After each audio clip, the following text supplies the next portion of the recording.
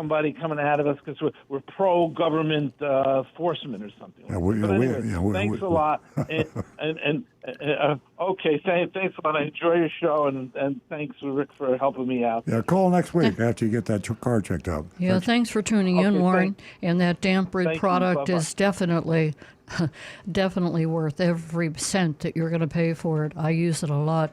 877-960-9960, and you can text us at 772-497-6530. Don't forget your anonymousfeedback.com. Now back to the recovering car dealer. Warren says something, and I was hoping we'd get some calls about that. I have an attorney that's been talking to me, and they got a big case that they're thinking about bringing to court, lawsuit. It'll be big, and it has to do with a car that was flooded, not from a flood, but from a leak in the car that was the manufacturer's fault, and the car sat outside because the owner wasn't home, and when she got home, there was like 3 feet of water in the car. Wow. Now, the problem is mold, and we all know that mold is, it's a plague. I mean, it's terrible. Sometimes it's practically impossible to get rid of. So I'm just curious about anybody out there that's had that experience. We know that a flood car is the kiss of death. You have a flood car, it's got to be noted on the title, the insurance companies total it. If you have a car that's been under X amount of water from the outside from a flood, then it's totaled. The insurance companies will total it. What if the same car is underwater from the inside? Is that totaled too? I don't know the answer to that. Yes. It is. Okay. Now, this is kind of going with the rule of thumb that the insurance companies were using from floods that came from the outside, but it would be the same result, is if the water reaches the bottom of the dash, you can pretty much assume that so many computers in that car and so much of the wiring has gotten wet that that's understandable. It needs to what be about done. mold?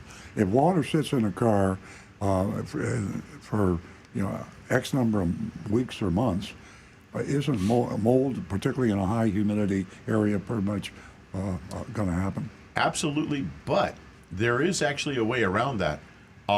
Basically, the interior of the car would have to be removed, the carpet shampooed, any padding would have to be replaced or make sure it's completely dried out. So you'd have to remove the entire interior. Exactly. Oh, I see. And then we would call a company like, for a local company here is ServPro, and they come out and do what's called a mold remediation, where basically they scrub and sanitize the inside of the car. Is it guaranteed?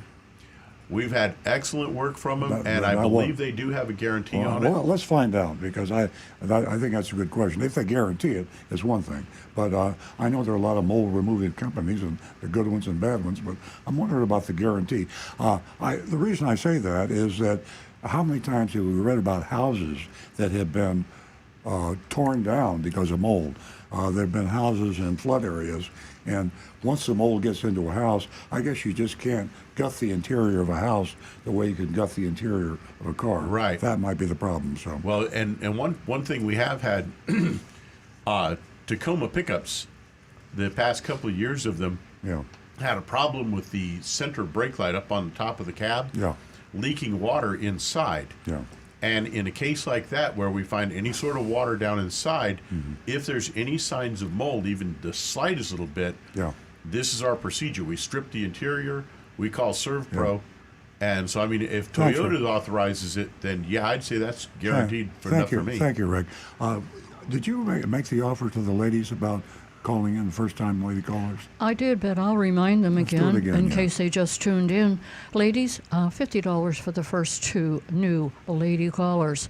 $50 this morning for the first 2 lady callers. Give us a call at 877-960-9960. We are going to go back to the phones. We have Doug. Good morning, Doug. Hey, good morning. How are you? We're great. How you doing? Good. Hey, Earl, I'd like to ask him a question about the Tesla. Yeah. I was thinking about purchasing one. Is there a long waiting list? Do you know? I thought you was going to get Nancy one.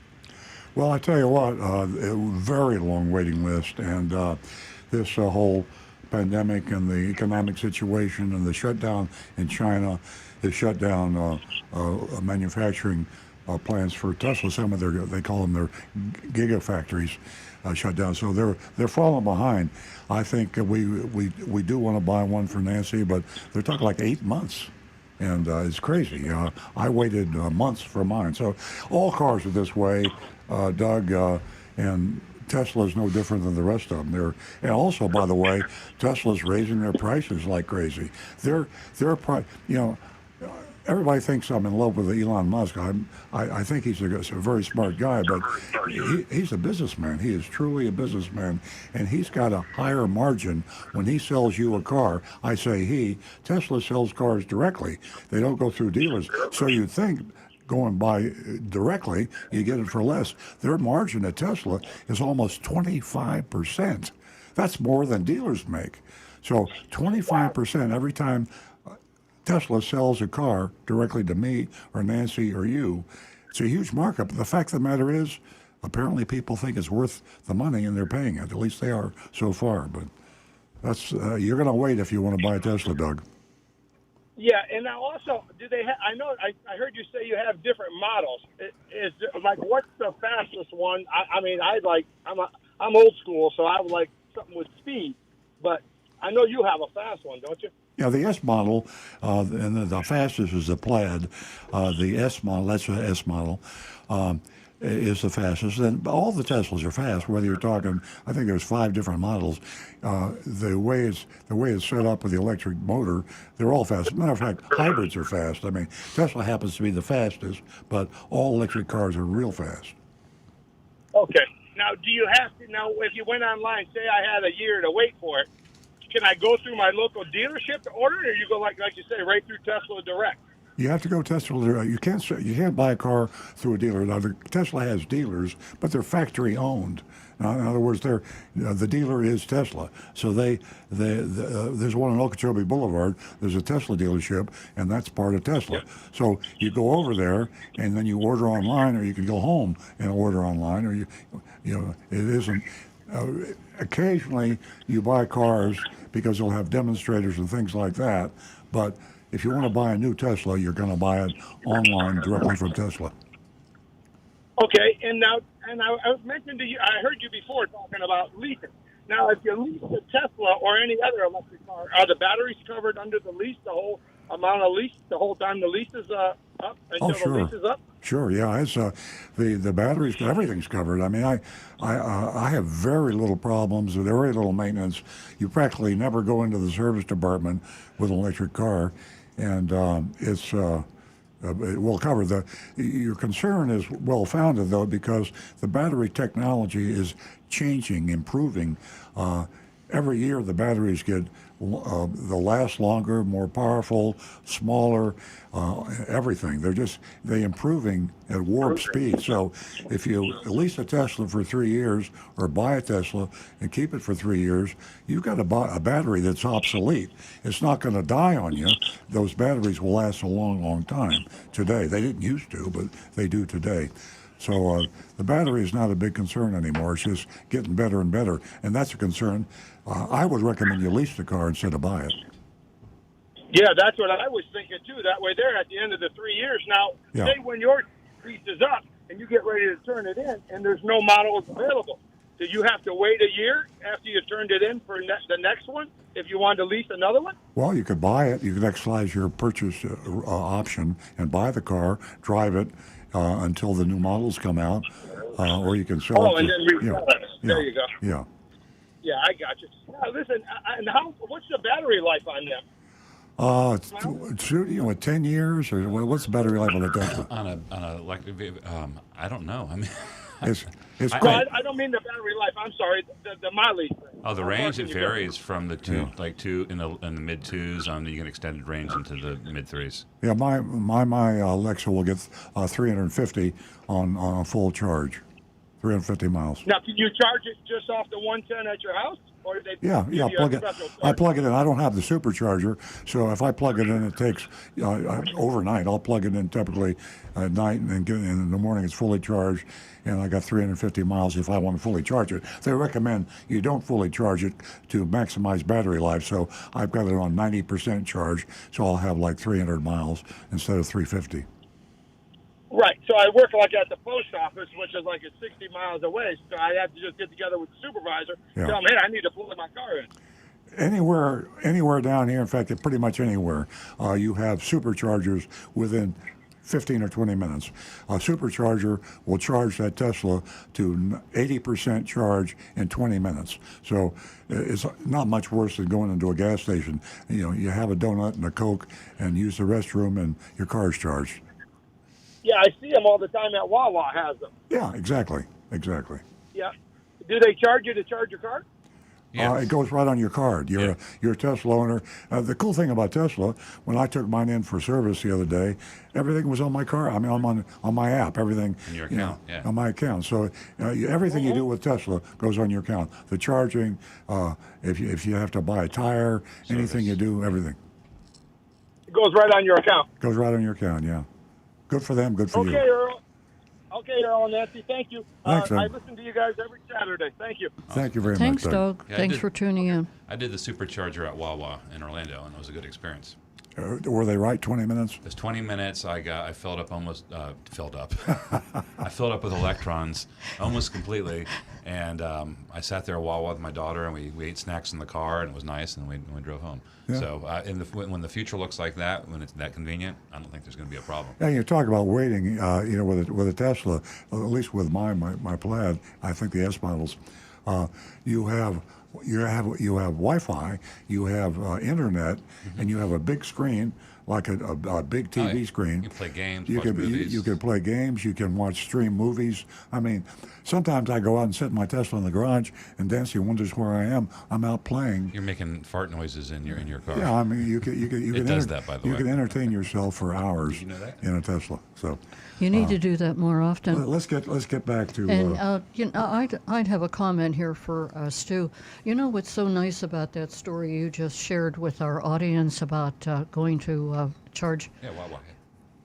When you were sitting at Wawa, what was so nice about that is something that doesn't go on today very often, and that's that one-on-one with another human being that's in your vehicle that you wouldn't normally be able to eating potato chips. Spend. Welcome to that Earl quality on Psychology. time.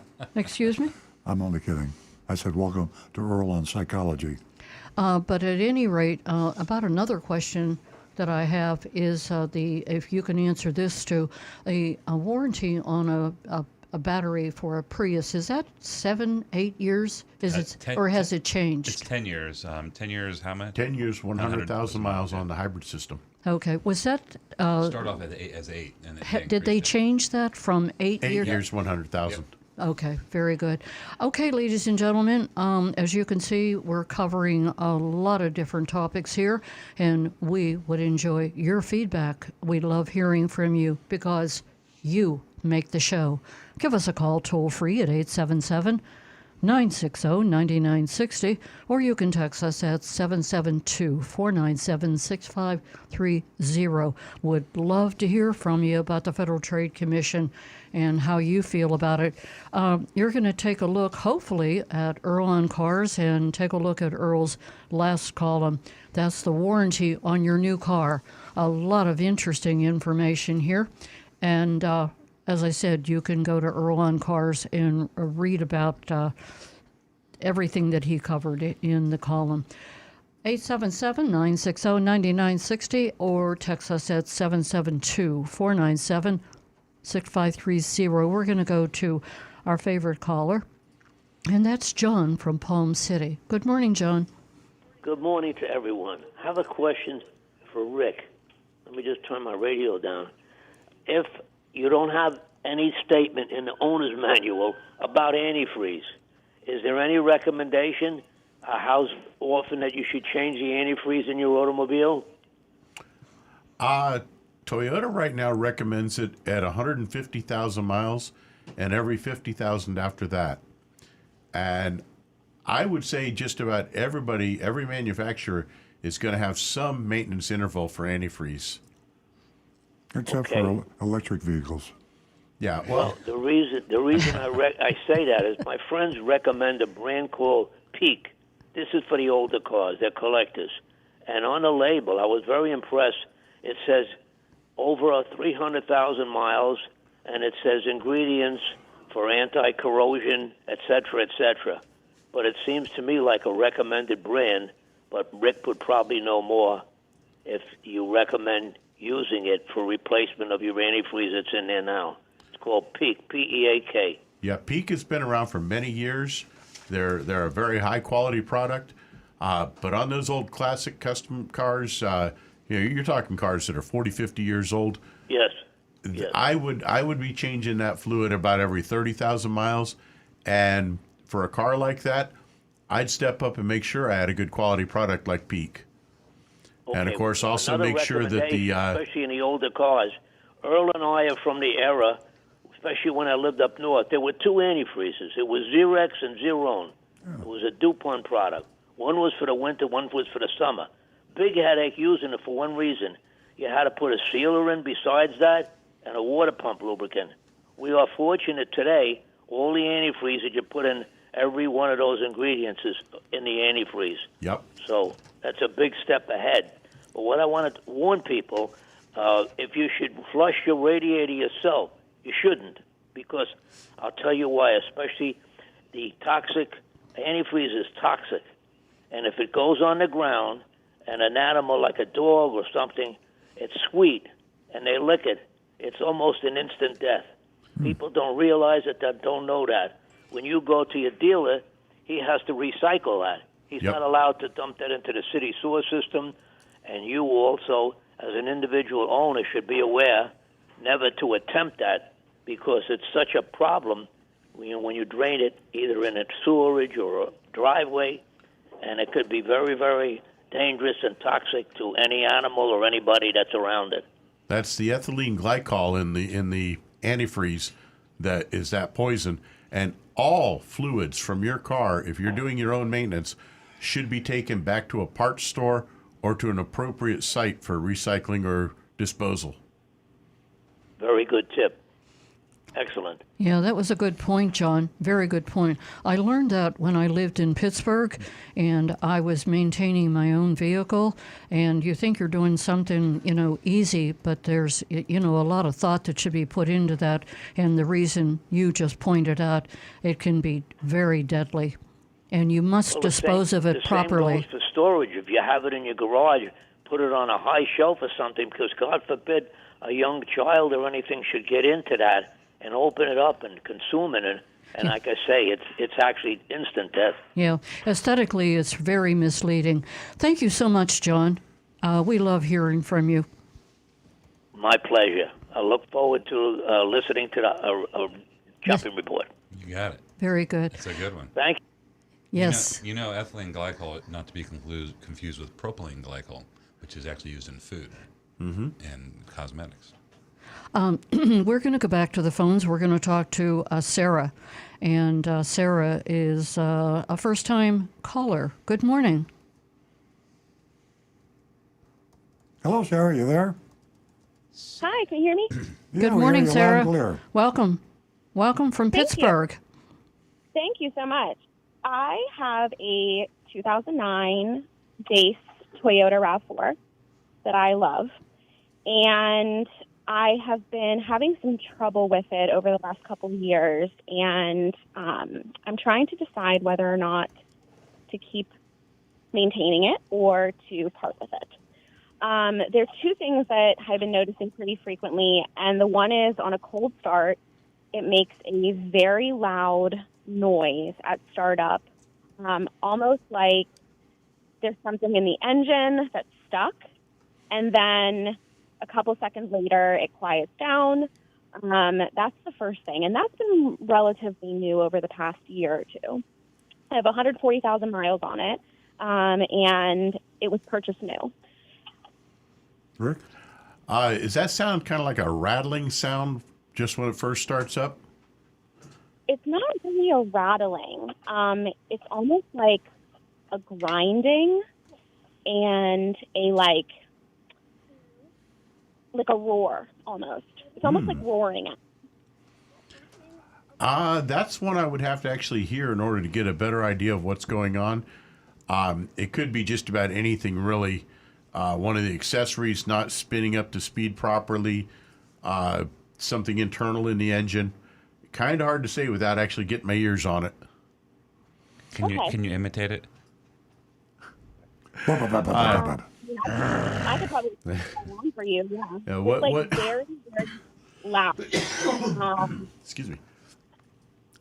Yeah. I would actually see if you could have it just stop by a shop and ask a mechanic, take a quick listen to it, just to give you a basic idea what that may be. Because if it's something serious in the engine, it may not be worth repairing. But right now, with the way used car prices are, it might almost be better to look at repairing a car versus trying to find something else to drive. I wanted to jump in and say, if you're considering getting a new one, just factor in that it's a long wait right now. Probably for a Corolla, probably 4 to 6 months. So if you do go that route, just plan ahead. And Sarah, this is Nancy. I have to tell you my thoughts on your vehicle. Right now, as everyone would agree with me here, right now is a great time to hang on to your vehicle. And Earl wrote a column on that very topic, so you can go to Earl on Cars and read that. Number two, I'm not sure, did you say that your RAV4 was making that noise all the time?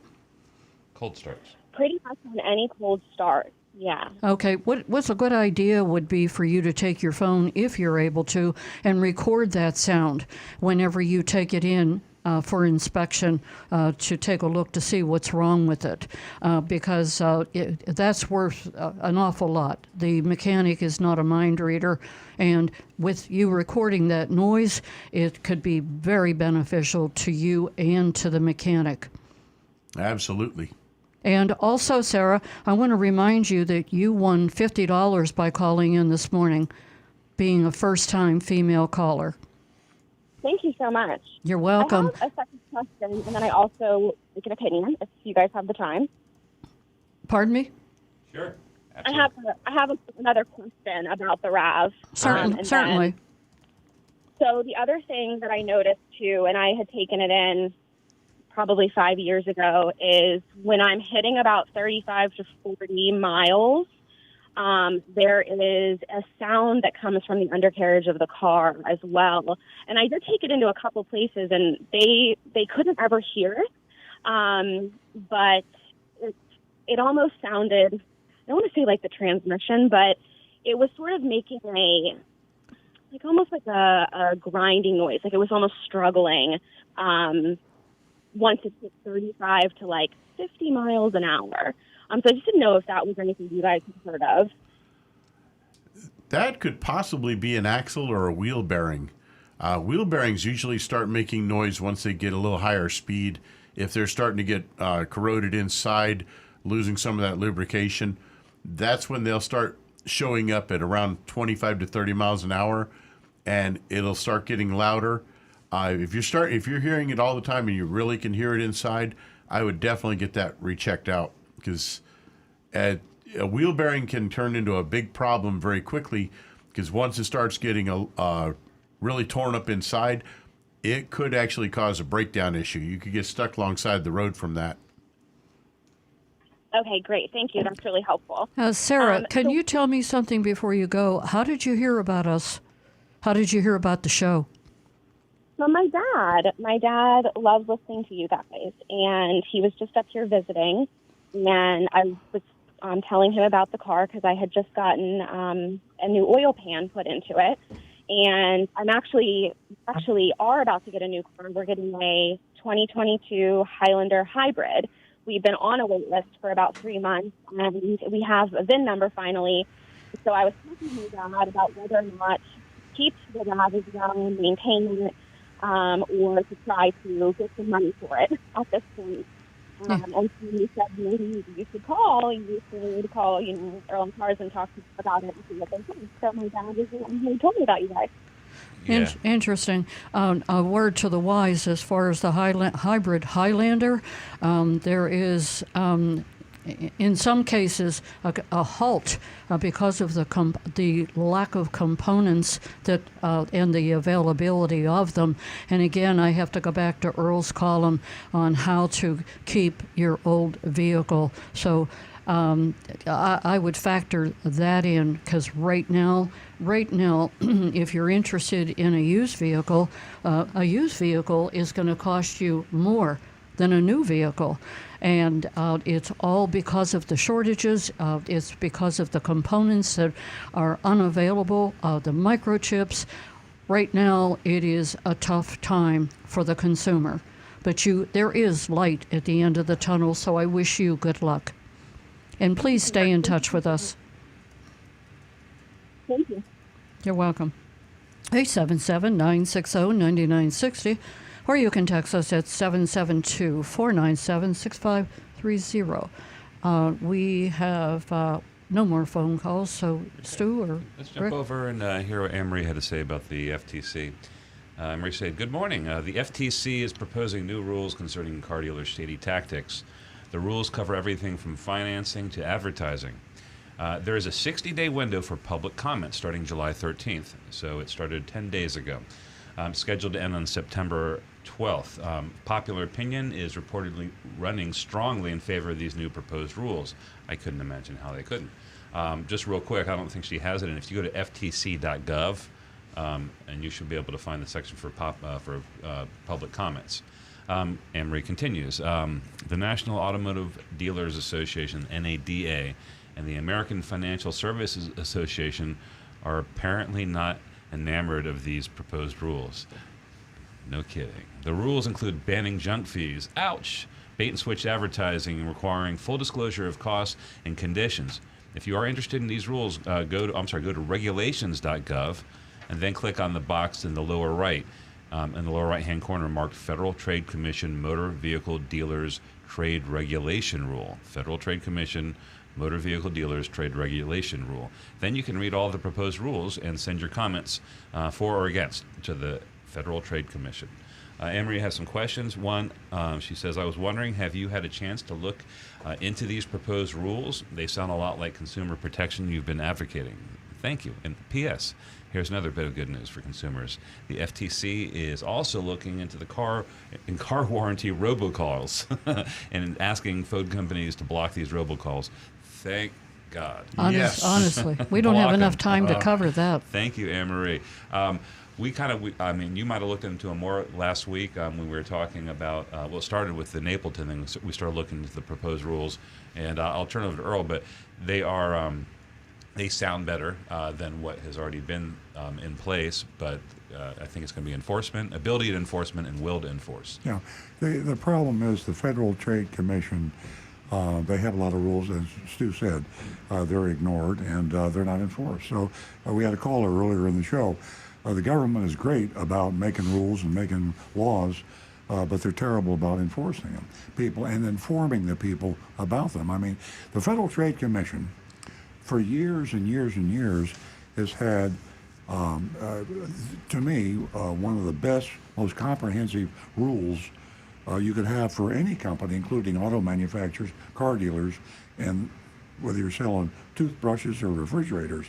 It says the price that you advertise must be the prominently displayed, and anything that modifies the price that is advertised must be just as prominently displayed alongside of the price. That is so totally ignored by everybody. You can see a General Motors ad, you can see a Apple ad, you can see a Target ad, you can see any advertisement that you see. The advertised price does not have all the information you need to see what it's going to cost you when you take it out the door. And so these other Federal Trade Commission rules are excellent. And they obviously, Anne-Marie said very flatteringly to us on the show, sounds like they've been listening to our show. Well, we've been talking about the things that they put in this for 20 years. So, I'd like to think they were listening to us. I think, hopefully, they're listening to the public. They talk about 100,000 complaints on over the past 3 years, Federal Trade Commission, and they're waving that flag like that's a lot. The fact of the matter is, that's not really a lot of complaints. I'll switch gears now. I'm jumping on the Federal Trade Commission and the government. Now I'll jump on the public. This show is here to stir you up. Too many people get screwed, get taken advantage of, get lied to, get deceived when they purchase a car, and they just complain about it. They talk to their mother about it. They talk to their friends about it. They talk on Facebook about it. They don't talk to a lawyer. They don't talk to the Federal Trade Commission. They don't talk to the Attorney General. They don't talk to the County Office of Consumer Affairs. They don't take the action that you have to take to get laws enforced. And so complaining isn't going to help anything. When you complain to your friends, you have to complain. The government has to feel that the public is so fed up with what they're doing, with what the car dealers are doing to them, and any other business, that if they don't do something about it, they're going to lose votes. That's right. Politicians only take action to gain votes or to not to lose votes. And we're going through a primary election now. I mean, everything that you see in the political advertisements, it's all a bunch of crap. You can hear them talking to their base and trying to gain votes. And what they say, they don't believe necessarily. Maybe they do. But a politician's got to get elected. Once he gets elected, they don't follow through with what they said. I mean, I know you know all that, and I'm being repetitive, but with all that said, go back to Ed Marie's point. The Federal Trade Commission, I laud them for their new rules and regulations. They're excellent. I mean, Nancy was laughing in the car. She says, oh, listen, that says that the car dealer must sell you the car for the price that they advertise it for. That's a new Federal Trade Commission law. I mean, what are we talking about? Oh, you mean up until that law came about, they could advertise any price they want? Well, you had laws that said you couldn't do that already. You had another law that says they can't do the same thing you told them they couldn't do before. Get on the attorney generals in all 50 states and say, listen, enforce the rules of the Federal Trade Commission. And they'll say, well, you know, the state's rights, the state could do what it's want. Federal government can't tell me what to do. I mean, how many times have you heard the argument between what the federal government says and what the state government says? Politics is politics. You have to stand up as a consumer and take action. I hate to say lawsuits because then the lawyers benefit, but listen to the show, spread the word, and it's very important that you're that your voice is heard. The Federal Trade Commission and the proposal is completely valid, and they need to hear from you. They need to hear your complaints. So be part of the 100,000 complaints that they read and that they listen to. The more complaints, the more these rules will be put into place, and they should have been There should be 100 million complaints. Instead of 100,000. 100,000 complaints. First of all, those complaints were not just on car dealers. Those complaints were on manufacturing items like parts and things like that. And also, when you consider the number of car dealers, that was only 3 complaints per car dealer per year. And do you really think that car dealers, you're listening to the show now, you know what happens when we do Mystery Shop? Do you really believe that each car dealer only has 3 complaints? That's apathy on the part of the consumer. Each car dealer should have 3,000 complaints, 30,000 complaints. How many cars do they sell? So, yeah, 100,000 complaints, 3 per car dealer. And a lot of complaints came from National Independent Automobile Dealers Association. Why wouldn't they complain? They're going to lose control. they will lose control if this proposal goes through.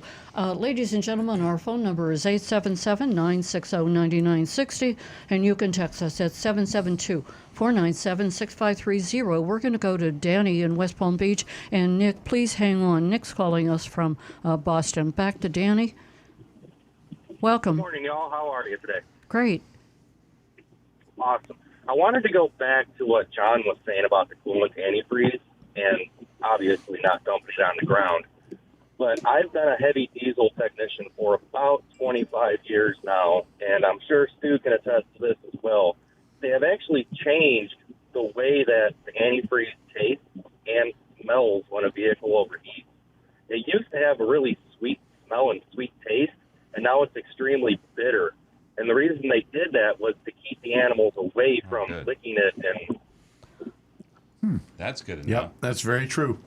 Because a lot of cars used to have it, the older cars, where when the pressure built up too much, the radiator cap would simply let the extra antifreeze flow onto the ground. And of course, then they changed them over to and they changed over to a reservoir system now, so that the antifreeze simply goes into a jar and is then drawn back into the radiator once it cools back down and the pressures go down.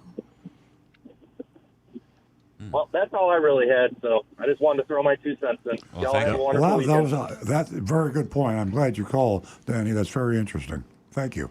It's kind of neat how they do that with various products like propane, liquid propane. They put smell in it because you can't smell it, so they put something stinky so you can smell it coming. And Exactly. Well, you know if you've got a leak, because if you've got a propane leak at your house when you're using natural gas. Please call again, Danny. We really appreciate it. Yeah, we're going to go to Nick, who is holding from Boston. Good morning, Nick. Good morning, Nancy and crew. How is everybody doing? It's been a while. Good. It's great to hear from you, Nick. Thank you. Yeah, it's just really hot up here, even in New England. But there's the Revere Beach Sandcastle exhibit this weekend, which is fun. You know about that. It draws people from all over the world, and there's some really unique sandcastle creations. So, listen, I wanted to share. I listened over the podcast. I've been really busy, but it was either last week or the week before last. We were talking about people that are, let's say, less than forthcoming, to be diplomatic, about the state of their trade, accident histories, things of that sort. So I had seen in one of the electric vehicle groups that there was somebody somewhere that traded in a circa 2015 BMW i3, you know, the little mini, like egg kind of urban car. And they went as far as drilling 2 holes in the charge port, which is probably really dangerous and certainly nobody should attempt. But they did that to, I guess, trick the appraiser to think that it had the, at the time, optional equipment of the CCS combo, you know, DC fast charge, you know, the additional 2 pins. Amazing. And I had just seen that after you shared that, and I just thought, I don't know, I just thought I would call. And I mean, I would think any astute appraiser would know when they have a bevy of tools to check by the VIN the equipment, but I guess if it's a niche vehicle and they don't know about electric, and charging. Oftentimes, those booking out programs miss options and equipment all the time. You can't tell. As a matter of fact, if you run the VIN number of like a Camry, I don't know if this is the case right now because it's been a while since I was the used car manager doing appraisals, but the VIN number was indistinct. You couldn't tell the difference between trim levels, an XLE, an LE. It was all the same VIN. So an appraiser, unless they really know the vehicle, can get fooled. Yeah, Nick, the point of how upfront you're supposed to be with a car dealer when you're trading your car in, we could talk a long time about that. It depends on the individual, depends on your own moral ethic standards, and I kind of fall in the middle on that. I think that it should be, basically the car dealer's buying your car. There's a standard of law called caveat emptor, buyer beware, and that's a generally accepted principle of law. When you cross that line is when you misrepresent, proactively misrepresent, then that is going beyond buyer beware. I think we're under no obligation as consumers when we trade a car in to say, oh, by the way, I have this problem, I have that problem, the air conditioning's not quite as cold as I think it should be. You don't have to be proactive. But I don't think when you go, as you describe here, to actually modifying the car to trick the dealer, that would go beyond my morals. But hey, dealers do it to some people would say, well, the dealers do it to their customers. Why shouldn't the customers do it to the dealers? You know, I'm not going to spend a lot of time arguing about that, but that's just not me. And so, but it's an interesting question. I would not go overboard in disclosing everything I suspected was wrong with my trade-in. I'd say, listen, here's my car, appraise it carefully, please. Tell me what you think it's worth. I'm going to take it to several other places and get their appraisals and see what they think it's worth, and I'm going to sell my car to the highest bidder. That would motivate them to give you the best price. Describing your car, I think, is futile. I think, no, I for the most part agree. You know, I think I would also say that, you know, especially, and I've seen this in like video trainings of Steve Richards that are on YouTube, that, you know, appraisers love it when they get people that hate their trade, that they come and they say, you know, how much they don't like it, because, you know, they absolutely then probably feel that they can get away with giving them less than wholesale or a less aggressive bid, you know, offer, you know, however you want to say. Well, Nick, also, you're speaking, I'm also a car dealer, as you know. And one of my concerns as a car dealer for years and years are lazy used car managers, lazy appraisers. It's pretty hot here, just like it is in Boston, and 100 degrees in the middle of the afternoon here the past couple of days. And who wants to get out of their nice, cool, air conditioning used car office and walk out and get into a car? If it's 100 degrees in the air, inside of a locked car, it's probably 120.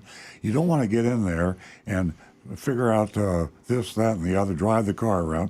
So a lot of dealers sit on their fanny in the air conditioning. They look out at the car on the lot and they put an appraisal on it. Now there's a tremendous opportunity for you if you've got a piece of junk that you want to get a high price on, because believe it or not, I'm just telling you the facts. I've seen it many times. The biggest mistake I ever made was I missed a Hyundai Sonata about 20 years ago because it was pouring down rain.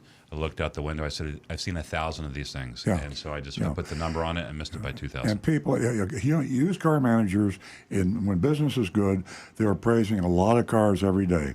And they're pretty accurate. They have a book. They have an online source. There's a lot of ways today we can appraise cars. But there's one tried and accepted thing you cannot not do. You must get in the car. You must smell it, taste it, feel it, drive it, listen to it, and check it out carefully. If you don't actually drive that car, you're shooting in the dark, and you're going to pick up. In my early career, my biggest mistake was missing the fact that a trade-in was an ex-police car. And that I was 50% too high on my appraisal because I didn't see through the white paint that there was a shield in there that you could have seen. It was nighttime, and I didn't look at the car closely. So anyway, this is good news to you consumers out there, that if you shop enough car dealers, you're going to find some that'll make a positive mistake for your trade-in because they don't look at the cars as carefully as they should. Bring in your car for appraisals in the pouring rain and dark. Super hot days. Yes. Yeah. Or the snow up here. Maybe not in Florida. Not yet. Thanks, Nick. That was a great call. We appreciate it. Very interesting. One other thing, though, if I could, though, I mean, I guess all I would say for me is, you know, whenever I'm in situations like this, I always think, how would I feel if the tables were turned? And, you know, just speaking for myself, not to get too philosophical, but that usually if you do that test, you usually, I think, arrive at the right place. I'm with you 1,000%. That's where I stand. Well, I'm with you, too, but somehow I can't feel sorry for these car dealers, but I feel sorry for the, I don't know, for the one that bought that used car manager, the salesperson that gets screwed. I waver between the New Testament and the Old Testament, eye for an eye and do unto others. Sometimes I'm in the middle. The dealer needs to shop, and not the poor salesman or the used car manager. They're just working hard. Nick, it was great hearing from you. We love Boston. Thank you. Like to get back up that way. I love beans. Give us a call again. I love Boston beans. The candy or the real beans? We're going to go to Julie, who's calling us from West Palm Beach. Good morning, Julie. Good morning. I had a little story about selling a car. Years ago, I had sold a car to a friend of mine in a private sale. We went to the DMV, and we filled out the necessary paperwork and legally transferred my car to him. A friend of mine told the story about how he had sold a car to his friend, and for whatever reason, it wasn't transferred immediately, and unfortunately, it was involved in a car accident. And they traced the car back to my friend, and he ended up having to pay thousands out of pocket because he no longer had insurance on the car. So if you sell a car, make sure it's really sold because it could be a very expensive mistake. Julie, that's a great advice, and I can tell you right now, it's a combination. It's a comedy of errors. Car dealers are sloppy about it.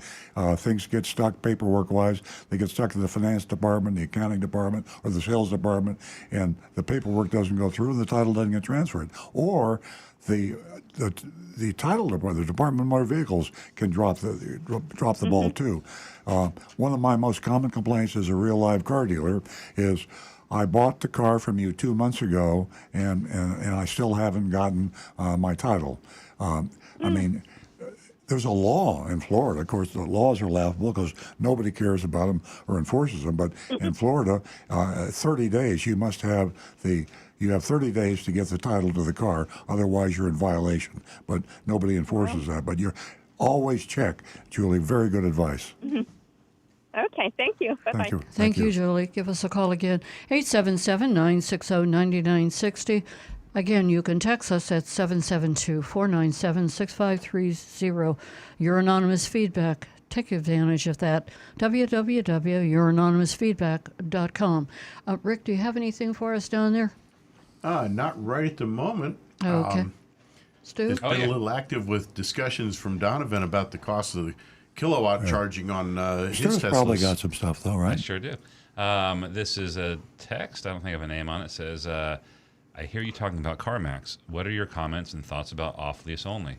Are you in store? We have something in store for you. That's our mystery shopping report today. So we're going to hear all about off-lease only. Well, that prompts me. I didn't even mention this too. I texted Mark Fisher. Oh, you texted sent it to me. Yeah, I forgot.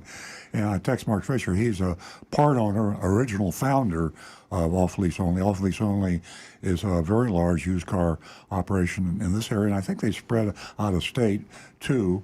They were acquired from Mark and his wife a few years ago. As I say, Mark is still a stockholder, and I believe he's on the board of directors. But they're one of the good guys. They're on our recommended list. And Mark Fisher and I have talked in the past.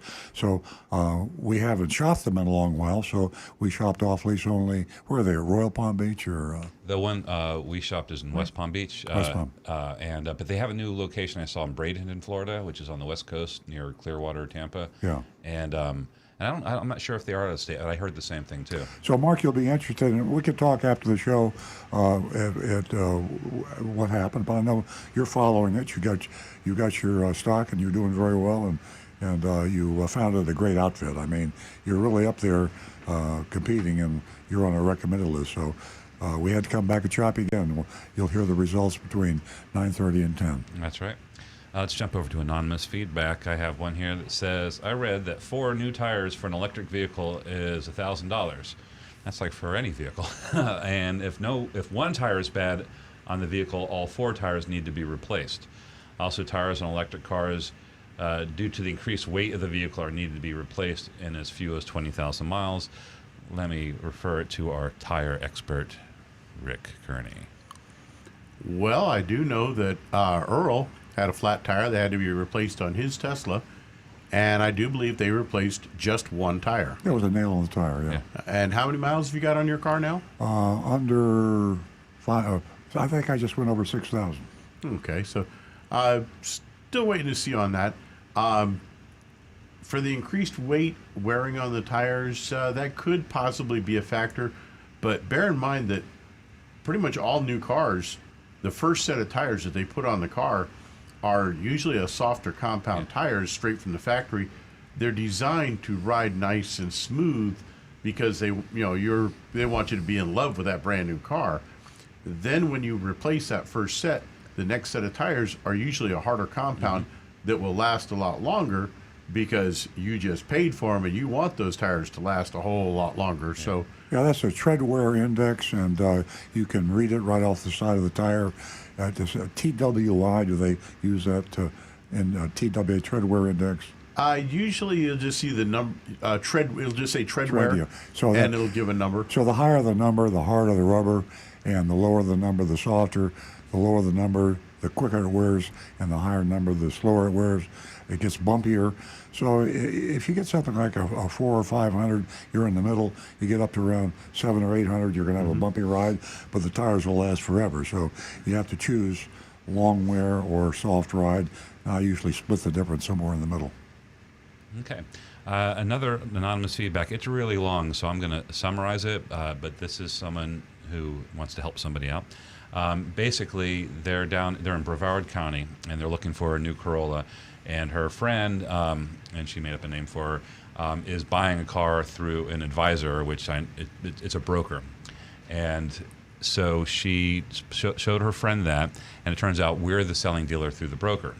And she has a question, and this breeds a very important thing for anybody who is ordering a new car.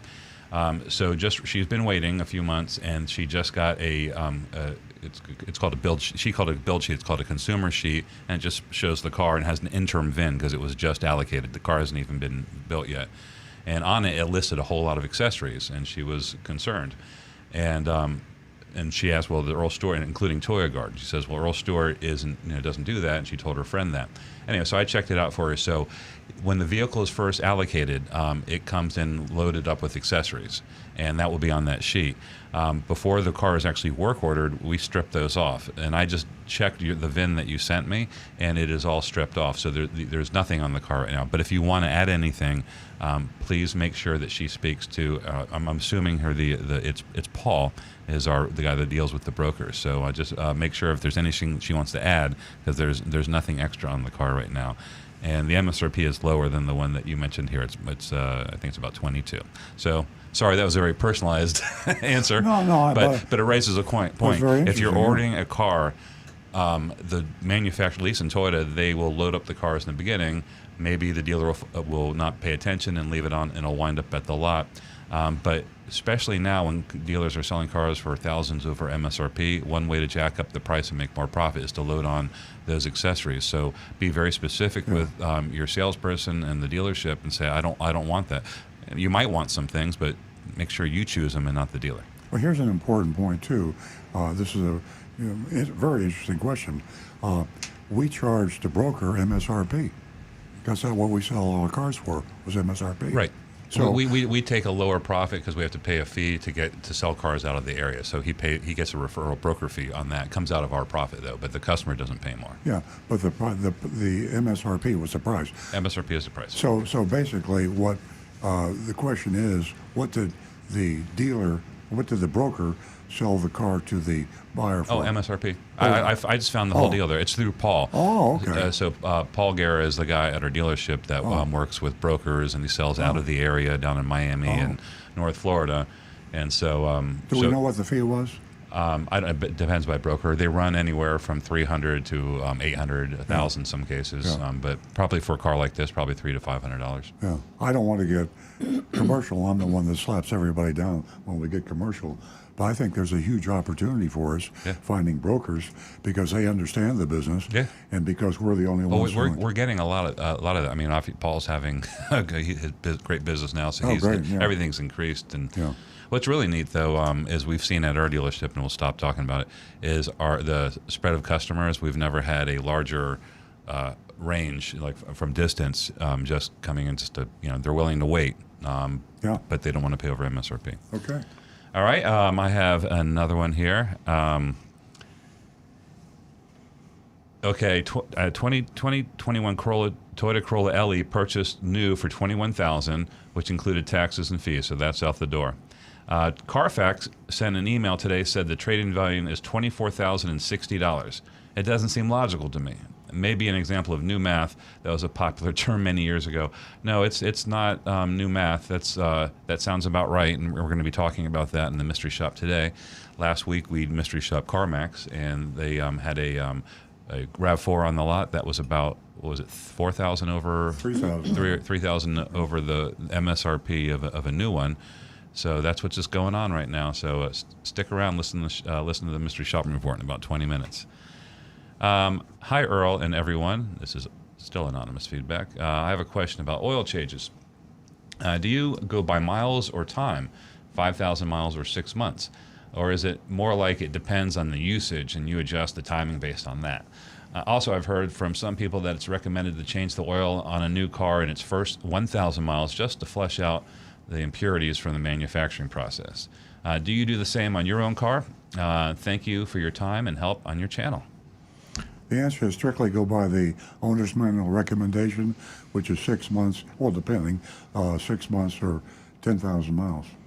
And that actually changes by various manufacturers. Yeah. However, the old thing of change the oil after the first 1,000 miles, not needed anymore because modern engines now are built to such tight tolerances and they're dynamometer tested well before they ever get to the car builders. So, nope, you don't need to do that anymore. All right, that's great. Here's for Rick. Rick, correction, the improved Toyota hybrid battery warranty is 10 years, 150,000 miles rather than the 10 years, 100,000. That's right. That's right. That's why they increased from 8,100 to 10,150. See? Thank you you very much, They went to the Jim. California standard with that. Thanks, Jim. I listen to Rick all the time, and I'm walking around with that information. But it's so cool when people correct us. Yeah. I mean, most people get embarrassed. I've been corrected many times. Rick gets corrected. We say things. We're up here, we're yakking a lot, and sometimes we misspeak. So please keep us honest and keep us accurate. We love it when you call in with corrections. Absolutely. Speaking of calling in, ladies, I have $50 here for the next new caller. Every Saturday morning we offer 2 new female callers $50. So we still have time to take your call, and you can win yourself $50 at 877-960-9960. Now back to Stu. We're all caught up with anonymous feedback and text. I got a couple quick ones here. Stu, Casey's asking, do we have a waiting list for the new Toyota Crown that's coming out? We got a waiting list for everything. No, we don't. But if you want a Crown, even though there's not a vehicle's not even been made yet, if you want to get in early, anticipate a rush for these things, just get on the list. It won't cost you anything, and just get in ahead of time. That's all. Well, I knew they were building it in Japan. Did they say when they were? No, I don't know when it is. Travis sent us a bunch of information. I don't even think we know they're. We know they're building it in Japan. Do we know that they will bring it into the U.S.? I haven't. It's so far down the road right now that well, I mean not that far. In the next year or two, that I don't even know. This is an amazing story because it even appeared in the automotive news. Japan's been building this vehicle for decades. Mm-hmm. And it's replacing what I'm driving is the Avalon, and it's such a mystery. Does anyone know aesthetically what the vehicle looks like, or maybe Googled it? Oh, yeah. I haven't had a chance. It looks like $1 million. That's great, yeah. 877-960-9960, or you can text us at 772-497-6530. Now back to Stu. We're all caught up. This one from Donovan. Ford this week announced they're going to lay off 8,000 workers, all from the internal combustion side of the business, to save money and focus more on moving to electric cars for each model. What's your opinion on this, Earl? It's what's happening in industries all over the world. People are having to be retrained, jobs becoming obsolete, and new jobs are being created with new technologies, and you have to learn how to do the new job. So right now there's 2 jobs waiting for every person that's looking for a job. Problem is most of the people are not trained to do that job. So we're going through such a rapid knowledge explosion, technological advances, that you just got to stay on top of it. Rick, you're proof of the pudding here. I mean, you're constantly learning. If you were to suddenly go into a coma for a year, you come back, I'd have to fire you because you wouldn't know how to fix a car. I mean, that's how fast cars are changing. You have to stay on top of it. Rick's online all the time. Changes are in advances. It's a crazy world we're living in. So, yeah, it's tough on the people that aren't trained. They just need to get online and get trained in something. And there's a lot of people out there begging to hire you. We're dying to hire technicians. We're dying to hire trained people, but we can't find them. You talk about something you can't find. You can't find somebody that knows how to do body repair, collision repair on a car. So people aren't trained for it. If someone knows somebody that needs a job as a technician or collision repair, call me. I mean, we have a lot of people, thousands and thousands of business owners like me, that are looking to find the people that are trained currently in technology. Yep. You know, I just read one of my notes I made this morning that kudos to a Subaru dealer in Oregon. I mean, Capital Subaru in Salem, Oregon. Sometimes you think you're all alone. Capital Subaru in Salem, Oregon draws the line to MSRP. Cool. In fact, they even go further than that. They sell all their Subarus at MSRP, and if you're not local, if you're not in their market, they won't sell you a car. People will call in from out of state and say, I'll pay you $3,000 or $2,000 or $5,000 for that Subaru. They won't sell it because they don't have enough Subarus. They are, if they're like us right now at our dealership, we have 0 cars in inventory, and we have an order bank of about 1,000 cars, and every one we sell is sticker because we draw the line. Everybody else is selling the car for thousands over sticker. So, but as far as I know, Stu stepped out of the studio for a minute, but I'll ask him when he comes back. I'm curious how many out-of-state people are calling, bidding up the price of our cars, and we're saying no. I'll pay you $5,000 for that Camry. Our answer would be no, just like the Subaru dealer in Salem. And he says, no, you're not in our market, and we're going to take care of our customers first, and they're not going to pay 1 nickel over sticker. So I like that. I like that a lot. Yeah. Excuse me, Rick, we're going to go back to the phones. Angelo's been waiting, and he's calling us from Wilmington. And Casey, we'll be right with you. Angelo, good morning. Good morning, Nancy. How are you? Thank you very much. I just have 2 things. First off, my wife called about a month ago about a lease. They were giving us a runaround to buy it out, and you guys gave us the perfect information on it. I was able to go back to the dealership, told them that what they were doing was wrong. I told them I called the lawyer up that you guys told me about, and the deal was made, and it was done. And again, I want to thank you very much for the information. And my second thing is now I have 2 vehicles. I'm not going to say what kind they are, but the tires, I only have like 17,000 miles on one and 28,000 on another. How do I get them prorated because they're telling me I need new tires? Well, that would be with a tire manufacturer, and each tire manufacturer may be a little different. Basically, they just base it on the estimated life of the tire, and if you have typical tread would be like 830 seconds, and if they recommend tire replacement at 230 seconds, then you take the difference, that'd be 630 seconds. So if you had 330 seconds wear, they would probably give you 50% credit.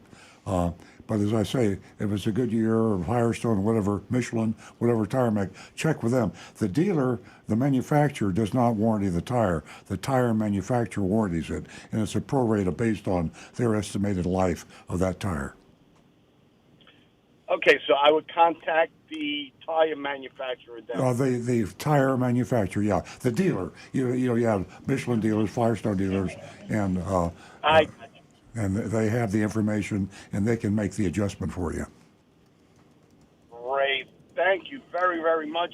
I'm sure this information will be just as good as the information on the lease vehicle that I just purchased. Well, thanks for the compliment and the feedback. That's very important. Yeah. I appreciate it. I'm gonna reiterate now what we told you that saved you some money, and what Angelito was talking about was off-lease car, option to purchase, has a specific purchase price that he cannot buy it for, that price cannot be higher than that price stated in his lease contract. And the dealers, what they're doing is they're taking and adding thousands of dollars to that, or trying to persuade them not to exercise their option so they can exercise the option. The leasing companies are also playing that game. You have the option to buy it at that price. This price was determined 3 years ago when you leased a car, before the shortage, high demand, low supply that has caused used car prices to spiral. They're up thousands of dollars. So you have thousands of dollars profit built in if you exercise your purchase option. Stick to your guns. If they give you an argument, do like Angelito did. Say, I'm going to call my lawyer. You are violating the Leasing Act of 1976, which says you must honor the purchase option price in the lease, not 1 penny more. So thanks again, and you lease customers out there. Yeah, that was a great call, Angelo. Bringing this topic is very important to all of our listeners. Give us a call again. We're going to go to Casey, who's calling us from East Tennessee. Good morning, Casey. Good morning. How are you all doing today? Great. Listen, I've got a question. Something came up here just a few minutes back about selling cars out of state, and you sell more of them, and you go through a broker or something. I was in the middle of trying to call or find the number. About back in June, this isn't to knock your dealership in the head, but back in June, I went online and I contacted your dealership, your website, and went through the whole thing of giving my phone number, my address, et cetera, the kind of car I was interested in, which would be a RAV4, a 2023 RAV4. And that was back in June, and I never heard anything from anybody, and I thought, well, maybe they don't sell cars out of the area, or they, don't have enough. They take care of their home base type thing. And then when the Crown came out, I called your dealership up and I said, are you guys starting a list for this Crown? It looked pretty interesting because kind of the time, if it's 6 months or a year, it doesn't matter. So it's just a matter of getting in line, my perspective. But the gal on the phone at your dealership said no. I said, you don't have a list or taken? No. So I hung up scratching my head, and I thought, well, maybe they just don't deal with people that are, not in their local area. And I wanted to get your thoughts on that. Excuse me, Stu is just passed out and he's sobbing now. Because, no, that was a screw up. I mean, we get a lot, and all I can say is there isn't a reason or an excuse. It was just a screw up. On the Crown thing, though, we need to make that very clear, because we've addressed this on the show. When people are specifying a vehicle they want that's a future model year, and sometimes the message just doesn't get down. A salesperson who's taking an order, sometimes that's a situation that they don't know how to handle. But we're going to try and get the message out. Even if the vehicle isn't even being produced yet, if somebody wants to wait on the list, we're going to have a list on it. There's not going to be VIN numbers or anything technical on it, but just a name and a number, and that way we can establish the order of interest. So if you want a Crown now and you want to be the first one to get it, there's nothing we can tell you, but if you're on the list and you raised your hand first, then we'll make sure that you're the first on the list. Well, Casey, Stu's the general manager of the dealership, so you got very precise, accurate information from him. The problem is when you have 150 employees, and our dealership isn't that big. We have dealerships south of us a few miles that have twice that number of employees. You have a lot of people. You have people answering the phone. You have people that are new. You have people that haven't been trained properly. You have a lot of things out there. You have to watch everything real closely. And I get a whole lot of calls like yours, and it's difficult. We dealt with a couple of things like that just this week. Yeah. So it's your basic question. Yes, we do sell cars out of state, and we'd be happy to take care of those calls. We need to do a better job about training the people that are in direct contact with people like you. People get online and they email somebody at our dealership, and that person needs to understand how we do business. And we aren't doing a very good job of that. I get too many calls like this on my own, either text or my own personal cell phone.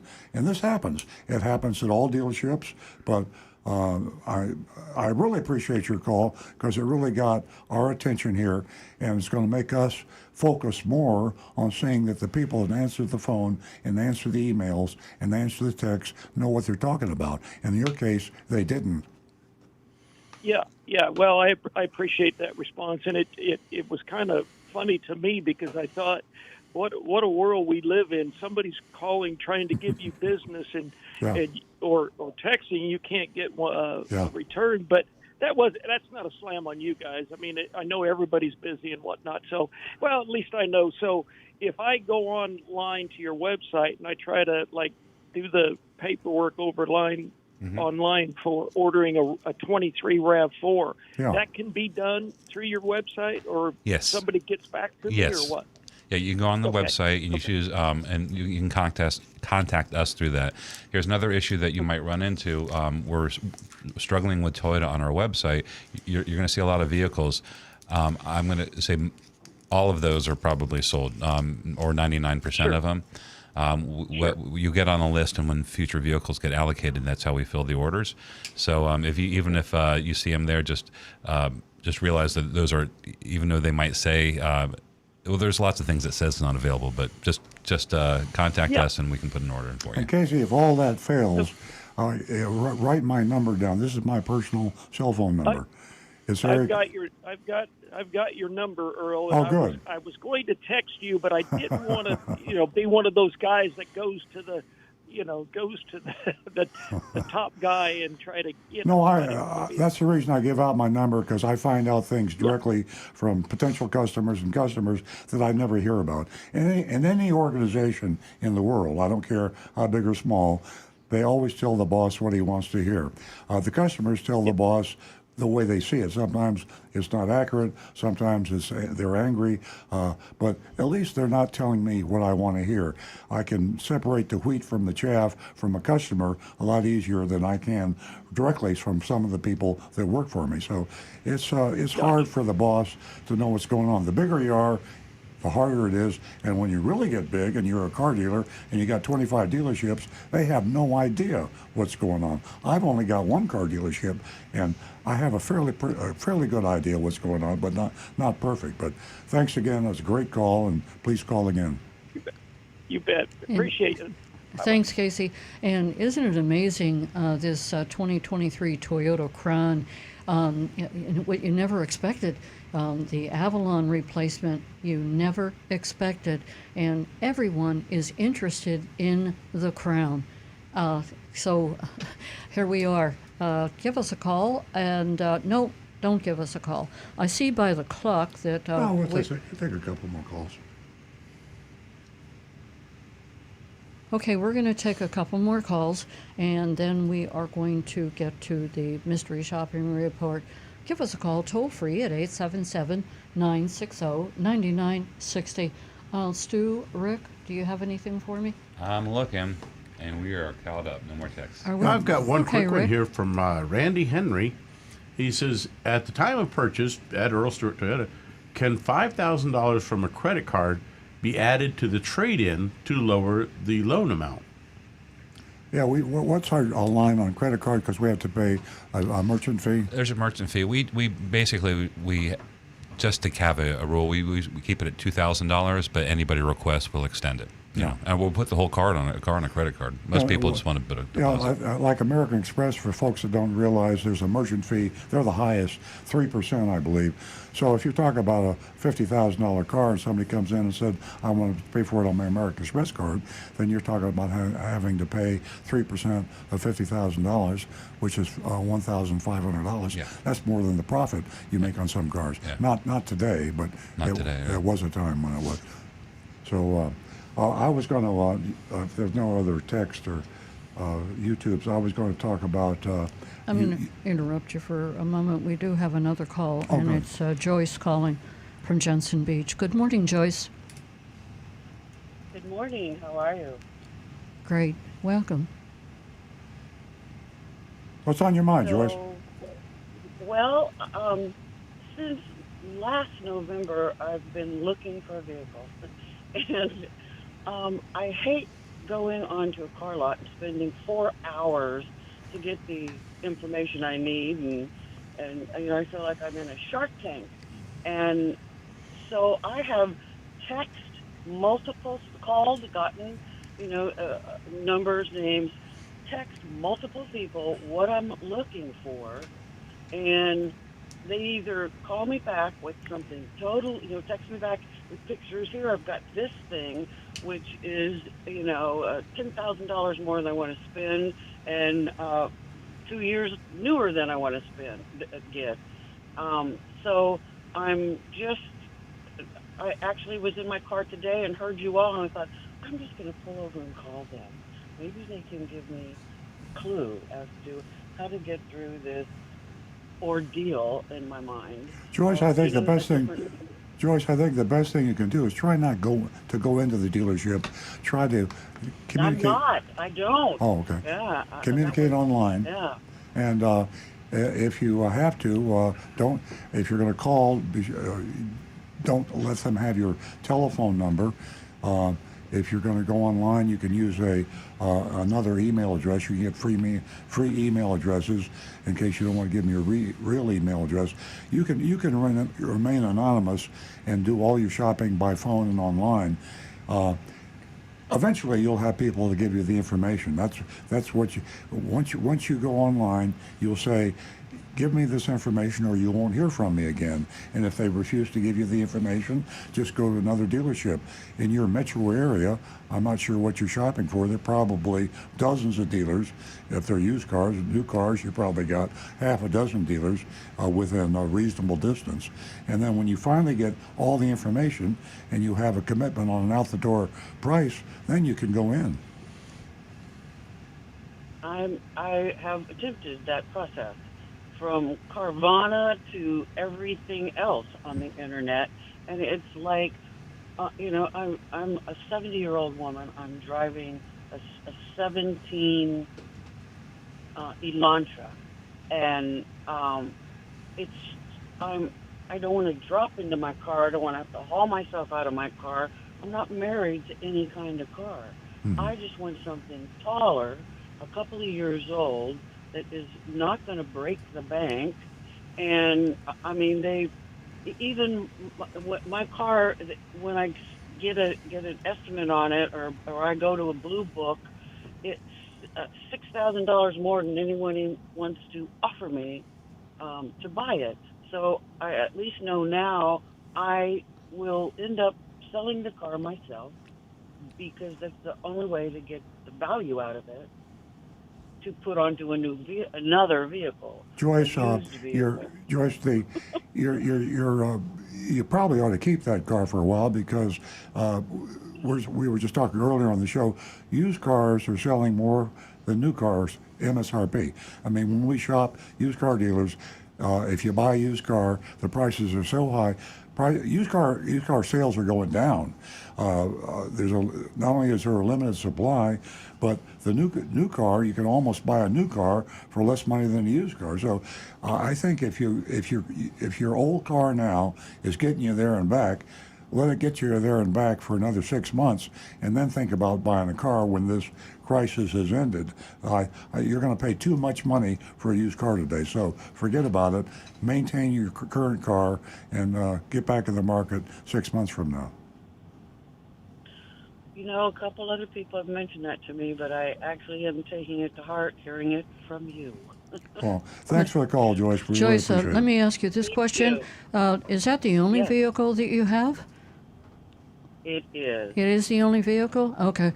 Because the reason that I asked that is because that vehicle is worth a whole lot of money in the right person's hands, and you have that advantage. But like Earl said, right now is just not a good time.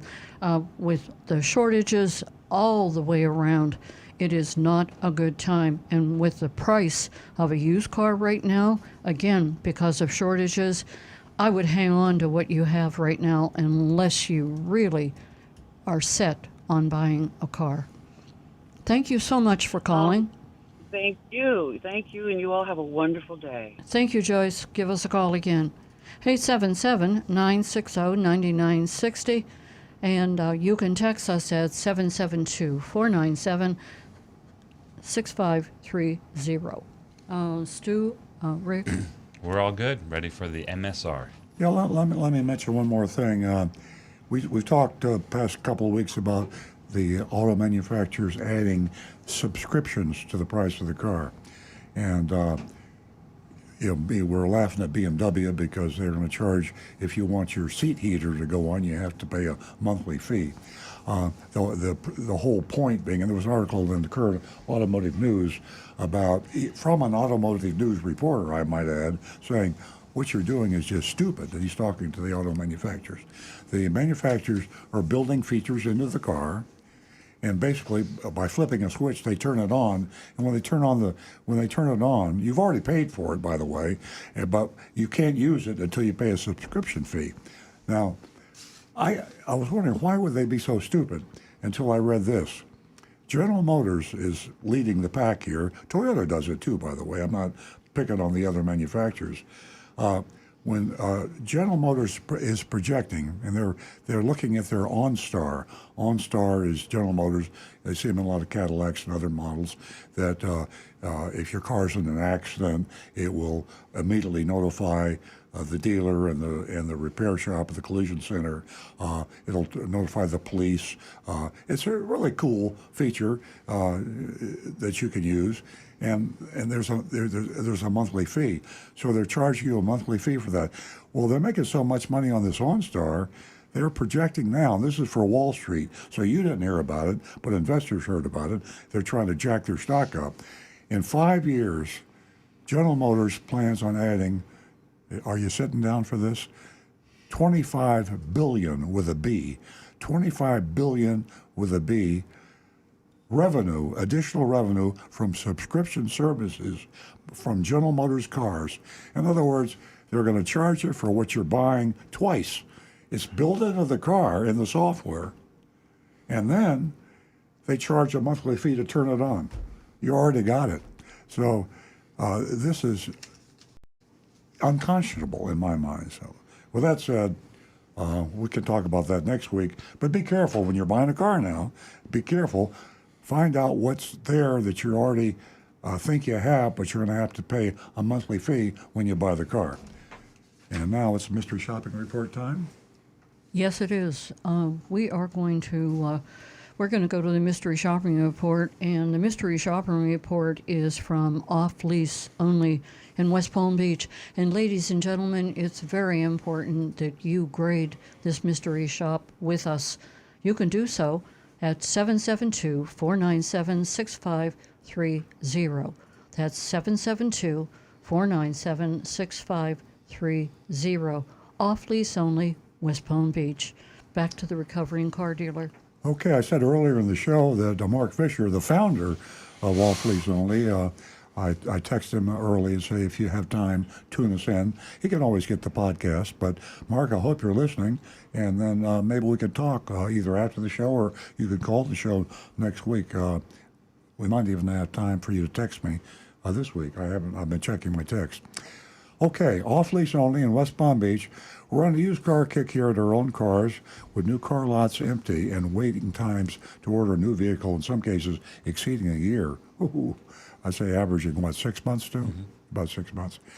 Can consumers hope to find a refuge at one of the big used car retailers? Well, that's been happening up until now, but I will say used car sales are down, and they're down all over. We think so. We think that last week we reported on Asia Lightning's visit to CarMax, Royal Palm Beach, and the grades from our listeners and from the team here in the studio were really good. Now, Off Lease Only, by the way, is, I guess, second to CarMax. I mean, CarMax is national. Off Lease Only is regional, but they've got a lot of stores. I think locally they outsell the CarMax. Locally they do, yeah, exactly. It was the first time ever the mystery shopping report that location, and we put them on the recommended list with an A grade, CarMax. Now, everything wasn't perfect. The good grades were for transparency, honesty, efficiency, and smaller than average junk fees, hidden fees, dealer fees, call them what you will. A $3.99 processing fee, that's what they called it, CarMax. $27 optional electronic filing fee. That's optional is laughable.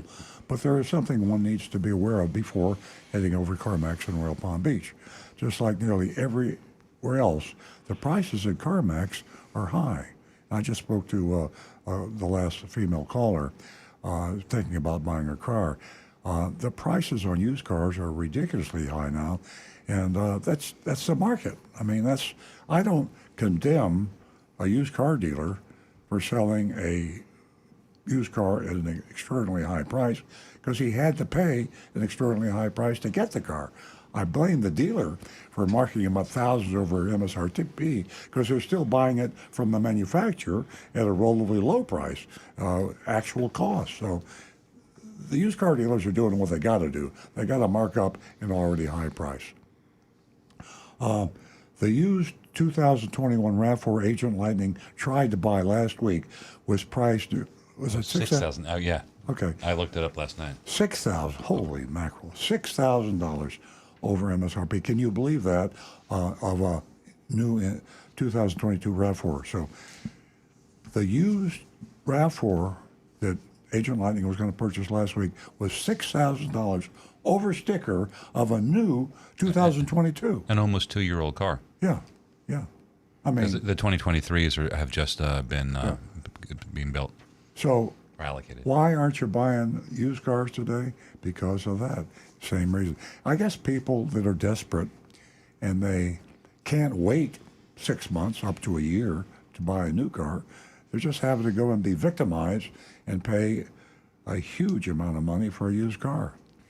We've had an interesting relationship with this used car mega dealer. We joined forces in a war against junk fees, hidden fees, dealer fees, in ways dealers were advertising, even having one of the founders, Mark Fisher, as a guest on the show. He called the show a couple times, I think. We've texted back and forth. Real nice guy, smart guy, and he and his wife founded this. How long has it been? 20 years ago? Yeah, something like that. Off lease only. They're on Lake Worth Road, just a little dirt lot, and he just went from nothing, and now he's one of the largest used car dealers anywhere. We've defended their business practices. They're the kind of like the Walmart of used car sellers. We've defended off-lease only's business practices of buying damaged vehicles on the cheap and passing along savings to their customers. So they're not buying cars that are unsafe in most cases. They're buying cars that are listed by Carfax as having damage, and cars that other dealers pass on. They buy them, but they mark them up just a small amount, typically $1,000 a long time ago. Today, I don't know what they're marking them up, but it's more than that. And they're also paying one hell of a lot more for the car. So we're back on off-lease only. They've got a name now, as I said, Walmart, or the low price spread. How do they reconcile this core identity with the reality that they're facing in today's market? There's no more buying vehicles at the auction on the cheap. They're just expensive as hell. Even the damaged ones are overpriced. I mean, we're at the auction, and we own a dealership. We're out there every week. In fact, I guess we're actually out there every day because we're buying a huge amount online. Yeah. So we see the real market in real time, and these used cars are sky high. We're going to try to answer all these questions with Agent Lightning's investigation. Here's a report. Speaking in the first person, I'm Agent Lightning. I arrived at Off Lease Only late this afternoon, found my way inside. I was greeted by Derek at the front desk. He wanted to know if I had an appointment. I said I didn't. I was there to see a 2021 Camry I found online. Derek said he'd find someone to help me. A minute later, a woman approached and introduced me as Letty. I showed her my phone with the listing for the Camry and a price of $33,999. I mean, that's kind of cool. Here we are, digital age. You walk in, you got your smartphone, you show it to the salesman, you got this car advertised, here's the price. He looks at it. I mean, there you are. There's the price. Let me buy it. I mean, you get to the point pretty quickly that way. Letty excused herself to get the key to the car. Oh, well, I forgot to mention there was an accident and on the Carfax report, and it said body damage repairs. I didn't mention that to Lexi at that time. Lexi excused herself to get the key to the Camry. She's back at 10 minutes and led me outside to where the vehicle awaited. The doors, hood, and trunk were all open, and the engine was running. Now, the car dealer to me said, "Hey, I like that. That's kind of cool. That's we have nothing to hide, Bill. There's the hood. There's the trunk that popped up. We have the doors open. The car's open. Let's check this out carefully." I like that. It's a good sales technique. And maybe we ought to try that at our dealership. The vehicle seemed tired. This is, I'm speaking as Agent Lightning now. The spare tire in the trunk looked a little beat up, and the front tires looked really worn. There were 36,007 miles on this 2021 Camry, okay? Now here's an old worn out car. I asked Lefty, it wasn't really that old, but it was worn out. I asked Letty if their price was negotiable. She answered no. And that's one of the cool things about off-lease only and CarMax. They have the price. They put their lowest price on every car. And folks, that's the price. That's their best price. And if you don't like it, you go somewhere else and buy a car. And that's the way shopping ought to be done. If you go to Target and you don't like the price, you go to Amazon. You don't like the price, you go to Walmart. You go anywhere you want. You get the best price out the door. And that's what off-lease only is now doing, and CarMax does too. She said that no, but they had a 5-day, 500-mile return policy for the customer's peace of mind. And I remind you all that a return policy is not a money-back guarantee. It is not a cash-back guarantee. The return policy is, if you don't like this car, bring it back and we'll sell you another one. But you can't negotiate that price either, so you're still paying the same profit. But it's better than no guarantee, so it is a return, not cash back. Then Letty asked me for my driver's license and my insurance card and left me at the car while she fetched a plate. She was back in 8 minutes and asked me to sign 2 documents which allowed me to drive their car. Just a question for Stu on the side here. Why do they ask for the insurance card? I don't think we ask for the insurance card. We don't. And it's not required by law. It must be their process. Sometimes I think it's helpful. I think our insurance covers it. Yeah. Right, our garage keepers. Yeah. If you, maybe it's something internal, and it's also convenient because then you have it ahead of time when you do the deal. So. Maybe Mark Fisher can answer that if he's listening to this. He's the founder of Off Lease Only. Might be listening to this mystery shopping report. I pulled up to the gate of the exit of the lot and handed the guard my papers and identification. It was raining hard and I was uncomfortable driving with front tires that were looking pretty slick. I returned to the lot. The guards commented on how short my test drive was. I mentioned the tires and they looked and said, I don't blame you. Back inside, I saw Derek at the front desk. He asked me how I liked the car and I said, I felt uncomfortable because of the tires. He said he'd have somebody take a look at those. Remember, these off-lease only cars are priced as is, and they don't do anything to the cars normally. I'd be curious what they would do if they found bald tires. But they said they'd look. They didn't say what they would do about it. Right. But they say, okay, we'll put 2 new tires on. Typically, off lease, things are as is. Yeah. But we've heard from salespeople that they will fix things like that. Safety item. Yeah. Yeah, things like that. That's smart. I believe you're probably right. Letty approached and asked me how I liked it. I said, I want to see the pricing. I followed Letty to her computer and she printed out a worksheet. The sale price was posted $33,999. Now, that was posted, that was advertised, that was online, had it on the smartphone. Here we go. You listening, Mark? They added a $799. My lips aren't working. My mouth's not working. They added a $799 pre-delivery service charge and a $199 electronic filing fee. The $988 in new junk fees are a big jump from their old $199 dealer fee. Yeah, they gave up on the dealer fee fight right there. They gave up on it. There's no longer, they don't have that. Yeah. And so they just changed the name, and then they still are not advertising the car at the price that's out the door. that you're supposed to do under Florida law. You're supposed to advertise the car at the price you could buy it, plus government fees only. The junk fees made the actual price $34,997. Now, this 2-year-old 36,000-mile Camry was priced almost $3,000 more than a new, spanking new 2022 with no miles. There you have it.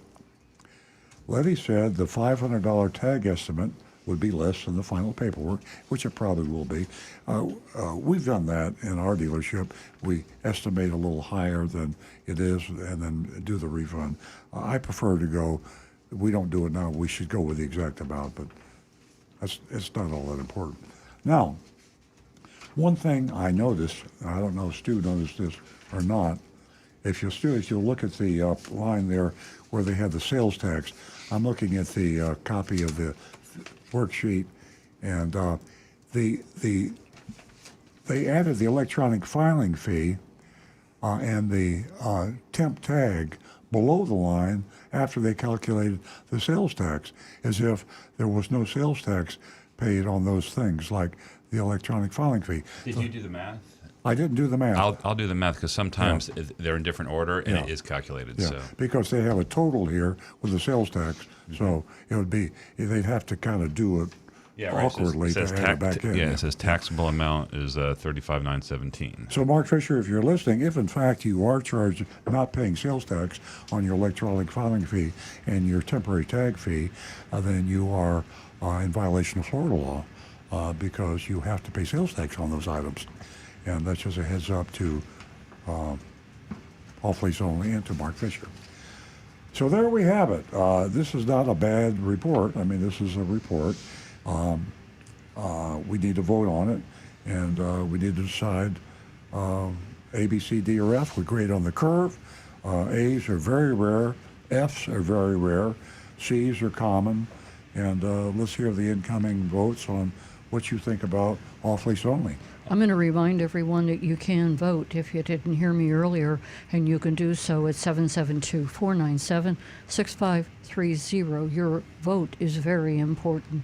Well, they're not. I don't have any yet coming in, but my thoughts on personally, I can't get away from the suspicion that they raised the dealer fees in response to this inflationary used car market that we're in. It wasn't. I don't think it was a competitive thing. I know that Mark Fisher did say, and he can correct me if I'm wrong, that one of the big things that we struggled with was advertising used car prices without having a dealer fee, because it makes it look like we have a higher price than dealers with dealer fees. So I think that the market went crazy and they saw a profit opportunity and they jacked up their fees.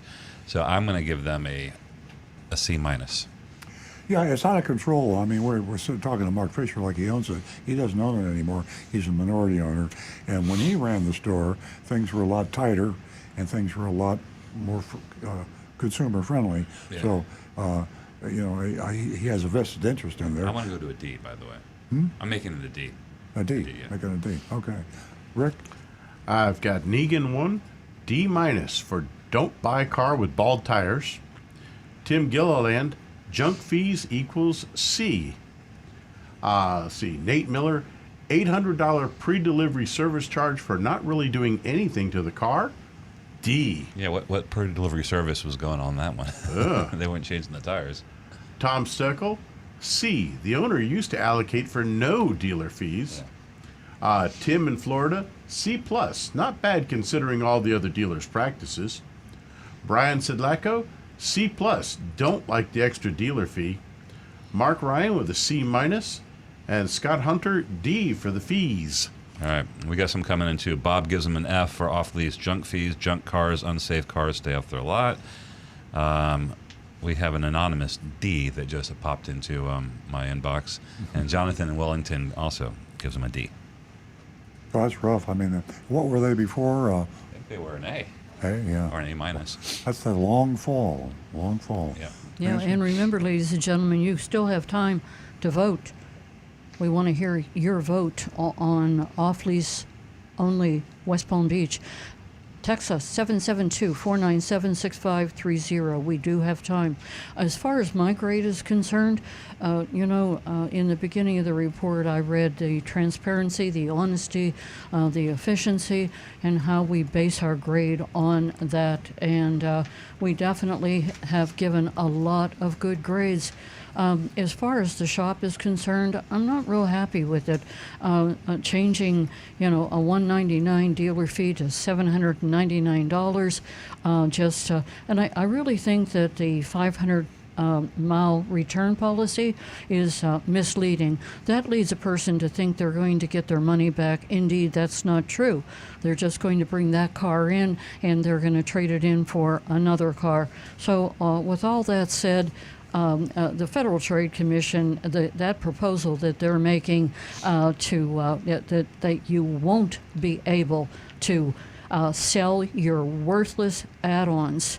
I think that the Federal Trade Commission is right on this. So my grade is a C-. And I've got Guy Larrabee with a solid B in light of the add-on extra fees. My own, I'm going to go with the C- because the dealer fees make a slippery slope, but maybe they'll consider correcting that. Stu, did you ever calculate the sales tax? No. Yeah. If the sales tax is not on there, Mark, that's pretty serious. I mean, you'll get an audit and they'll come out and nail you. You're going to have to go back and pay that back sales tax. Not so much a consumer deception, but a business error that you want to watch. Hopefully we're wrong. It is misleading because it does show the selling price, and then they put sales tax in there, and the electronic filing fee and paper tag are below the line. So that makes me nervous as an owner. As a part owner, it should make you nervous too. I'm going to give them, gosh, I hate to do this, especially if Mark's listening. I'm going to have to give them a D. There's too many things here that are worrisome, and nothing huge, but a combination of things. The front tires we have pictures of the tires, by the way. They are pretty slick. And he didn't calculate the sales tax on it. He didn't calculate the sales tax on the. You got problems there, Mark. I hope the Department of Motor Vehicles isn't listening to the show, because you got a problem there. And we hope you can bring it up. We'll shop you again, and we'll go back to off-lease only. I think they slipped a little bit. We need to bring them back. CarMax is the standard now. So CarMax is where we recommend, if you're going to buy a car, but as I said before, don't buy a car if you can help it. It's just going to be too expensive today. Absolutely. Ladies and gentlemen, thank you for tuning in to Earl on Cars this Saturday morning. We'll be right back here next Saturday morning at 8 a.m. And thank you for sharing your information, your advice, and joining us. Have a wonderful weekend.